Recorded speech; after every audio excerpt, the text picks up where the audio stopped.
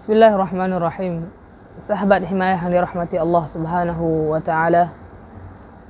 Allah Subhanahu wa taala telah memudahkan kepada kita untuk melakukan suatu kebaikan. Allah tidak mempersulitnya. Bahkan seseorang bisa melakukan kebaikan dengan berbagai cara. Bisa dia lakukan dengan badannya, bisa dia lakukan dengan hartanya, bahkan dia bisa melakukannya dengan lisannya. Allah Subhanahu wa taala berfirman dengan menunjukkan bahwasanya kita bisa melakukan kebaikan itu dengan berbagai cara. Wa ma taf'alu min khairin fa innallaha bihi alim. Dan kebaikan apa saja yang kalian kerjakan, maka sesungguhnya Allah Subhanahu wa taala Maha mengetahui. Ayat tersebut menunjukkan bahwasanya kita bisa melakukan kebaikan dengan berbagai cara.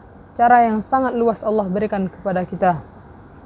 Sebesar apapun, sekecil apapun kebaikan yang kita buat, maka Allah Subhanahu wa taala pasti mencatat, pasti memberikan pahala kepada kita. Faman ya'mal mithqala dzarratin khairan yarah. Maka barang siapa yang melakukan kebaikan seberat zarrah, maka dia akan melihat balasannya. Orang-orang terdahulu, para sahabat, para tabi'in, para tabi'ut tabi'in, dan salafus saleh, mereka berlomba-lomba dalam melakukan kebaikan karena mengetahui bahwasanya kebaikan itu mudah untuk dilakukan. Innahum kanu yusari'una fil khairat.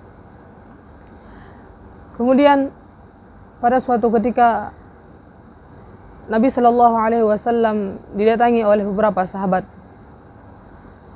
Para sahabat mengatakan kepada Rasulullah, "Ya Rasulullah, zahaba ahlud dusur." Orang-orang kaya sudah pergi Rasulullah, bil ujur, dengan membawa pahala yang banyak, sedangkan kami tidak bisa melakukan seperti mereka lakukan. Mereka solat sebagaimana kami solat, wa yasumuna kama nasum. Mereka berpuasa sama persis seperti kami puasa Rasulullah.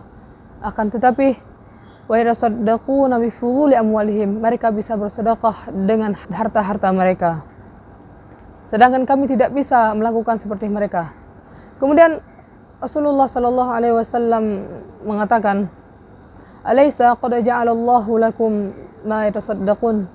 Bukankah Allah Subhanahu wa taala telah menjadikan jalan untuk bersedekah?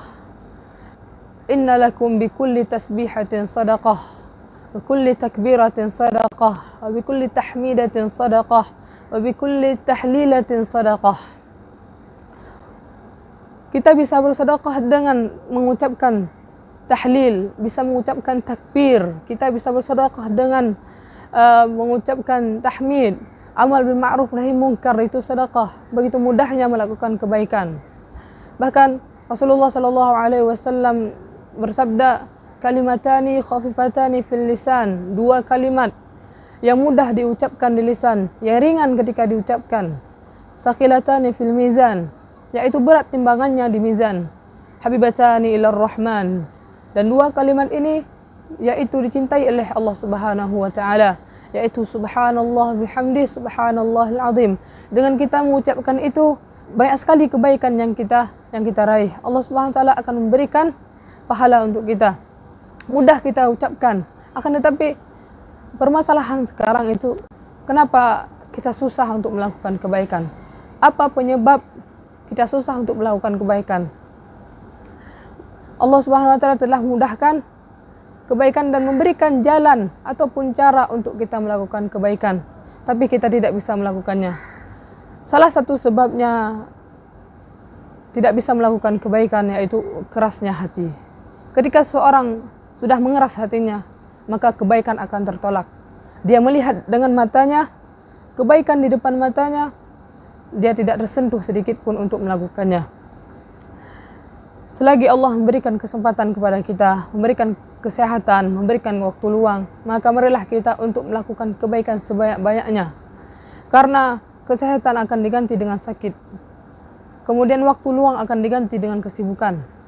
Sebagaimana halnya seorang pedagang yang memiliki modal, yang mana dia harus meraih keuntungan dari modal tersebut. Begitu juga dengan seorang muslim.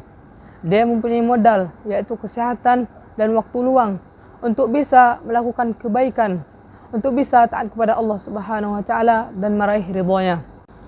Maka selagi Allah memberikan kesehatan, kesempatan untuk kita melakukan kebaikan, maka marilah kita melakukan kebaikan sebanyak-banyaknya. Fastabiqul khairat, mari kita berlomba-lomba dalam melakukan kebaikan. Wassallallahu ala sayyidina Muhammad wa ala alihi wa sahbihi wasallam.